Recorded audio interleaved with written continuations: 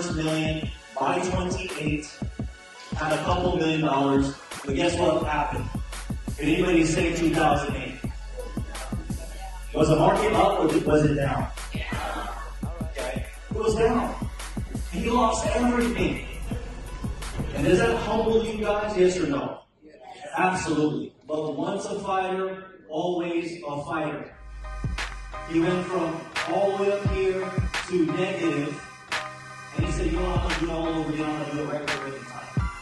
Ladies and gentlemen, right now, I believe this company, his current company, is valued at close to 20 million.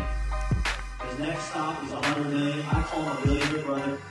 At the same token, he's here with Exertus to build this business. Now, without further ado, I'm going to bring up my billionaire brother, a mover, shaker, future millionaire maker, Mr. Mauricio Mejia.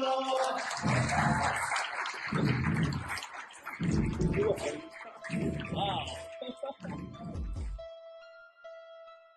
What do you do to prepare for a speech like this right before you're about to go up? You know, I really look back at the things that I've gone through, the things that I've learned from just my experiences, from what it takes to start at the bottom and go all the way to the top. And sometimes there's no top because there's nothing that measures the top. You just keep going. Success is a journey. It's not. There's not an end game for it. Just keep going, and you learn through some of your failures, and you just keep going. What exactly do you do? You know, they call the chief, the CEO. I have an acronym for him. It's the Chief Everything Officer. And that's what we have to do. We're the first ones in the office, the last ones in the office. We're the ones that are watching the growth of our company. We're the ones that are managing. We're leading. You know, I've always told my team leaders, you know, leaders lead, winners win, losers lose. I said you have to choose where you want to be and who you want to be. So that's really what we do as entrepreneurs. We do everything. You said bottom. How low? What does bottom look like? For me, there's two bottoms. Obviously, I grew up poor as a child with a single mom, so that to me was bottom.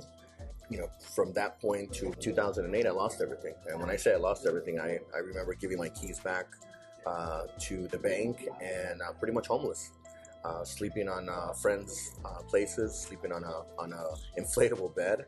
And living out of a basket, and to me was pulling myself back together and really just focusing and really building that mental toughness that I had prior to going through the 2008 collapse, and then just pulling myself through it, and that's how I measure bottom for me. Like, was there a depression moment where or did you never get to that state of mind? No, I think you just have to break through your issues, and you have to really want it and power through it. You got to really deal with the issues.